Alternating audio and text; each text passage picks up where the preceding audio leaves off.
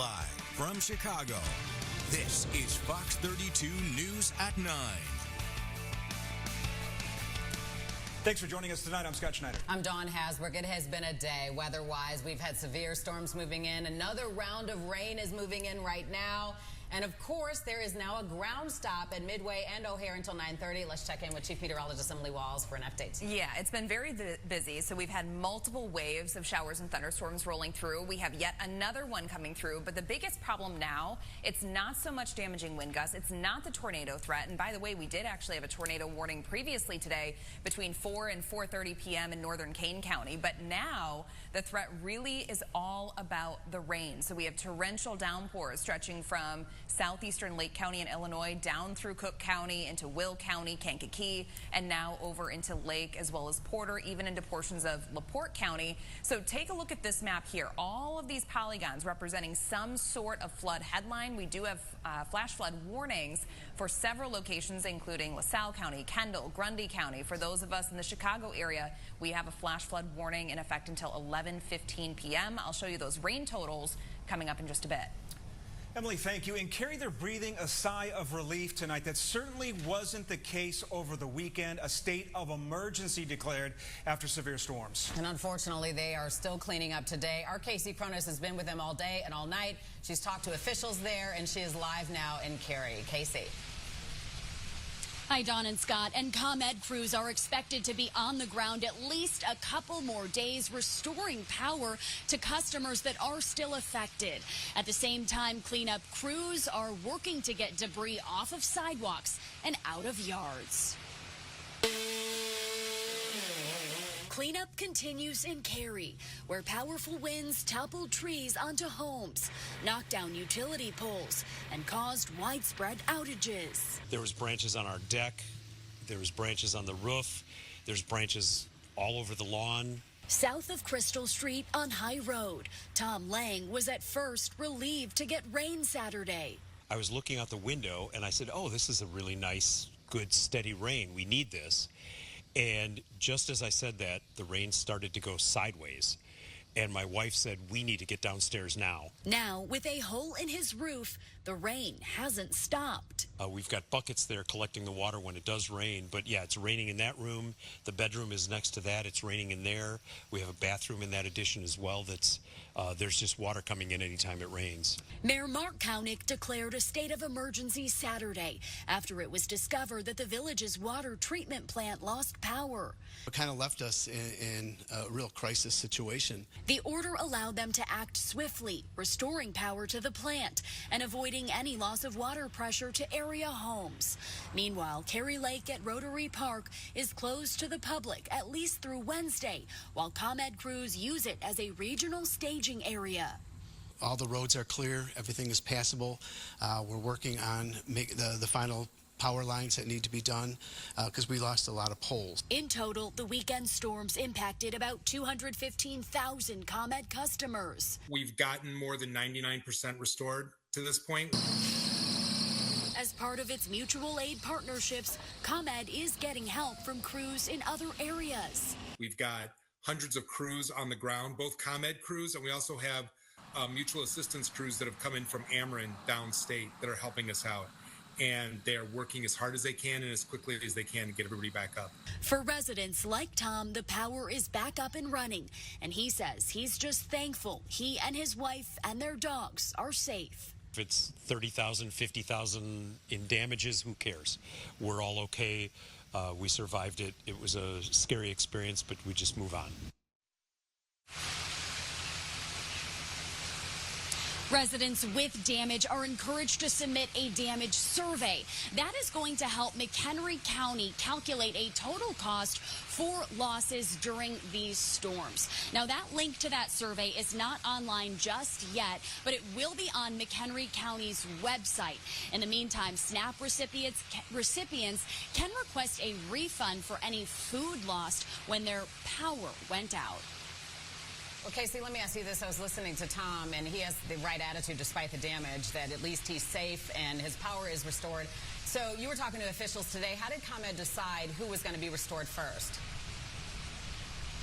You know, Dawn, in any storm, they need to prioritize emergency personnel first. So think fire and police stations, hospitals, even nursing homes, the most at-risk residents.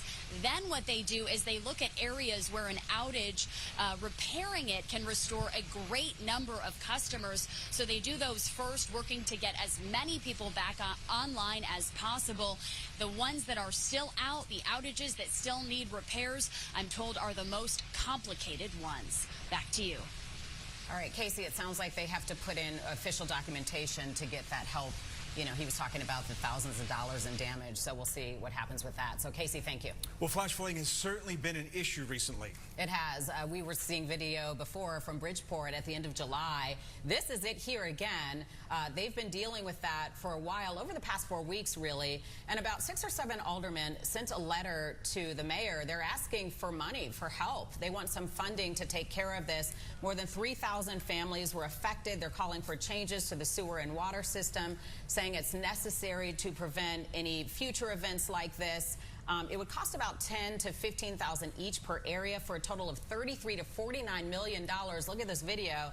So they just don't want this to happen. The aldermen are saying that there is funding for this. Let's bring in our political reporter, Paris Schultz, because he has been covering this and among other things. But flash flooding was one of them, obviously. So that's something that Alderman Ray Lopez is expressing concern about. Yeah, correct. Yeah. I just wanted to add, I do think he's looking at the long game, because we know President Trump is talking about phasing out FEMA after 2025. These backflow preventers that Raymond Lopez is talking to the mayor about, these could eradicate this issue, because they literally cut off the sewage that a lot of these homeowners have been dealing with, not just this year, for years. But again, that price tag upwards of $40 million. Where does Chicago get the money? And FEMA's been essential. Remember the flooding on the west side a couple years ago. Congressman Danny Davis was big in bringing home some of that funding. So there's no answer in terms of if FEMA gets dissolved, what's the agency to coordinate? And one more thing I'd like to add, Paris, is SBA also on the ground conducting surveys. Remember the difference between FEMA and SBA. You have to pay that money back, and a lot of these homeowners may not be able to afford paying back SBA loans. 111 homes completely destroyed this summer by flooding. Absolutely. And I mean, with the way things are going with the climate and the way storms have increased in strength here in Chicago, and I know Emily will be able to talk more about that, it seems like we're going to see more of these events. I want to talk to you today, Paris, about the news of the day here in Illinois, this tug of war between, you know, election officials, the Department of Justice. So the Department of Justice wants Illinois voting records. Right. What exactly do they want? I know that we as a state have responded. We've given them some information. So explain what's going on. And I think that no one really knows exactly why they want these records. But, you know, when you register to vote in Illinois, you have got your vital information stored by the Illinois Board of Elections. So folks can go purchase that information, by the way, or at least some of that information. So political campaigns often do that when they're doing their research in terms of targeting voters. But the DOJ is saying, well, just give us that stuff. The Board of Elections did. The DOJ came back and said, we want more. We want last 4 digits of social. We want ID. We want home address. And right now I'm told the Board of Elections is deciding what to do and how to respond to this. I talked to a legal expert who said that he does not believe the federal government has the right to this information. Governor Pritzker says he believes it's another prong in this attack on voting and for the midterms. Yeah, he's looking for the midterms, and he's calling this, you know, politics as usual from Republicans. He's saying, again, because the DOJ has not been clear on why they want this, so it's open to anybody's interpretation. So he's saying, well, they want to go into these records and say, oh, there's a dead person, invalidate the election, fraud. That's what he's afraid of. Again, the state of Illinois has until Wednesday on this latest request from the Department of Justice to hand over this information. They have not decided what they're going to do yet. It could get into a legal battle. While we have you, let's talk about the big meeting between President Trump and Zelensky today in the White House. Give us an update, and what do you think will happen after this? Boy, it's anybody's guess. No one knew that this was going to happen today until that meeting on Friday took place. But what Trump is saying is that they're going to try and arrange at least a phone call or a trilateral meeting with Putin, Zelensky, and Trump. And he took a phone call. In fact, he broke away from the meeting between Zelensky and European leaders to speak to Russian President Vladimir Putin today. What can we glean from that conversation? According to reports and according to some of the press conferences from some of the other world leaders, it seemed like that call was to set up a potential meeting between Zelensky and Putin. It's very interesting that these European leaders hastily arranged this after that Friday meeting with Putin. They were worried that Putin was driving this ship. Remember, this is obvious to everybody, but we have to remind everybody, they share a continent with Russia, and they have a specific interest here in Putin not expanding his war beyond Ukraine. And let's listen to a little bit of what Trump and Zelensky had to say in the White House before they met with all those world leaders today. I believe a peace agreement at the end of all of this is something that's very attainable, and it can be done in the near future. With all of the wars that I got involved in, we only have this one left. Of course, as I walk out the door, there'll probably be a new one starting, and I'll get that stopped too. But I thought this was going to be one of the easier ones. It's actually one of the most difficult. They're very complex. All of us want to finish this war, stop Russia, and stop this war. We spoke about it, and we will speak more about security guarantees. This is very important that the United States gives such strong signal and is ready for security guarantees. So much more to talk about here, obviously, and then the voter record. So tell us more about what's going to happen on Paris on Politics. Oh, well, thank you so much, Dawn, for the plug. Right after this show in about 20 minutes. We're going to address those two issues, but we're also going to have this debate on mental health screening in schools. Governor Pritzker signed a law last week that requires students to have mental health screening at the beginning of the school year from 3rd grade to 12th grade. It's caused a big amount of pushback from parents, and this was a very interesting debate, and we're going to get into this on Paris on Politics. That's so another hot topic. A special Chicago Public Schools first day. All right, well, let's talk about school because it was the first day for thousands of CPS students. And Dawn, many of them may have left school not exactly organized, right? Yes, that's right. You know, they have another day of trying to get organized, at least for day 2. But there was a big celebration at many schools along the district. Celebration. Wait a minute now! Wait a minute now! A small party at Walter Payton College Prep for high schoolers in line with all of the Chicago Public Schools that started today. It's natural to be nervous. It's a new space. It's a new place, new teachers, new faces. But we are here. We will take great care of them, and we just want our parents and families to know. Some parents still taking pictures despite the typical teen pushback. She had no choice. I think it's going to happen whether you want me to do it or not. We got a picture of our boy.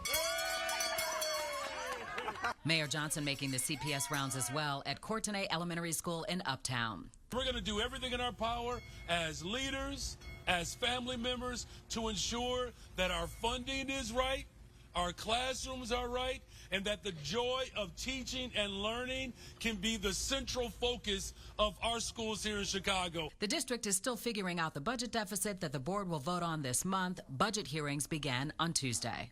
Are you all ready to get this school year started? Yeah! Last year, he's been here since pre-K. Parents are so relieved today. This is my gift to all of the parents in the city of Chicago. He's going to see some old friends and make some new friends. The entire staff, all of the workers, thank you so much for believing in public education and the hopes and dreams and aspirations of those who have come before us, who have made so many sacrifices to ensure that we can have high-quality public education in the greatest city in the world, the city of Chicago. And we cannot do that without great leadership. This is community. This is Chicago. Look around you all. You know, black, brown, white, Asian. You have people from very different experiences who are all coming together collectively to ensure that our children are fully supported. Just love seeing all the beautiful pictures and video today from kids going back to school and those happy parents who are very happy that the kids are back in school. They love it. I don't know. It's not personal. You know personally. We'll be right back. Emily has her full forecast. Stick around. All right, Emily's back, and flooding continues to be the big concern tonight. Yeah, it really does, and you can see actually right behind us, it is absolutely pouring downtown Chicago and really all along the lakefront in the Chicago area as well as all of Cook County. We're dealing with torrential downpours coming through. It's now beginning to round the lake over into northwest Indiana as well, and unfortunately, some portions of the area have actually picked up more than 6 inches of rainfall so far today. So the radar that you're looking at right now, you can see the heaviest of downpours, again, hugging the lakefront, rounding the lake into northwest Indiana, and then stretching down right along the Indiana-Illinois state line there, back into Kankakee County. So the torrential downpours, we've been seeing round after round after round of this throughout this afternoon. Previously today, we actually had a tornado warning in northern Kane County, so that really stepped everything off earlier, and now it's all about the flooding threat. So the 12-hour rainfall totals, these numbers are really impressive, especially since we've had so much rain over the last couple of days. So unfortunately, flash flooding, that is a major concern for us. We already have many areas that have been dealing with ongoing flooding. Take, for instance, the Whiting area.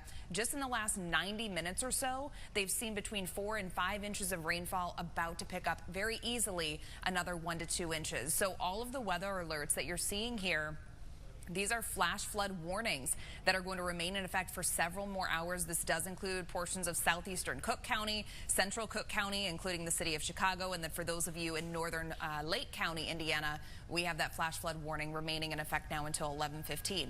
Tonight, 71 degrees, so temperature-wise, we're staying steady, but all focus really is on the rain. 7-day forecast, mid-80s tomorrow. Cold front comes through, so then it gets a lot more comfortable by Wednesday and Thursday of next week. Let's take a check of your weather pick. Gorgeous. This is from Fran, by the way, and what you're looking at, guys, these are mammatus clouds, which typically you have on the backside of a really strong storm. So we've actually seen many of these examples through the day today. All right. Well, thank you, Emily. And it has been a busy day, so we know you'll keep us updated online. But it's nice to see the cool down. Yeah, for it's once. coming. Meanwhile, let's try to play two. Cubbies and the best team in baseball, the Brewers, trying to get in a twin bill today. Tina's going to let us know if it happened. We'll be right back. Time for sports. Tina Nguyen is here. Cubs got one in today. I know you were there waiting for the second. They did, yes, and it was pouring down rain. They'll play 2 doubleheader games tomorrow, so that will be exciting. All right, less than 40 games left in the regular season, man. And the Cubs right now with a crucial 5-game set against the Milwaukee Brewers. Kate Horton right there on the mound. Prior to his departure, Bryce Terang slugged his 13th home run of the season off Horton. Horton tried to continue, but ultimately was forced to leave the game here. Bottom of the 4th, Cubs threatening with bases loaded. Owen Casey here strikes out, and Nico Horner lines out to end the inning. Cubs had just 2 hits in this game. In the 5th, Caleb Durbin takes Taylor Rogers deep here, his 7th of the season. Brewers now lead 2-0. They would add on 5 more runs. They go on and win easy, 7-0. Craig Counsell, how are we feeling after this loss?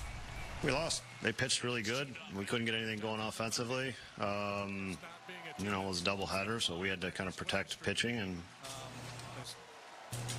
you know, ends up, you know, we didn't score. They pitched really good. Peralta pitched a really nice game. He was, you know, we kind of got him on the ropes a little bit in 1 inning. That's it. You know, not enough. But he had, you know, his slider was good. His changeup was really good to the lefties. And then we didn't square up many balls.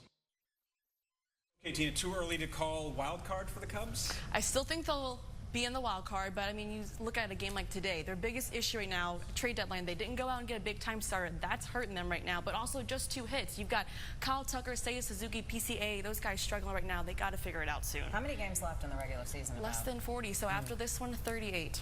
All right. I know. It's getting down to the wire here. Let's go ahead and check in on the Bears, because Chicago obviously still buzzing here after they saw Caleb Williams. And the offensive starter played just 2 series yesterday against the Buffalo Bills here.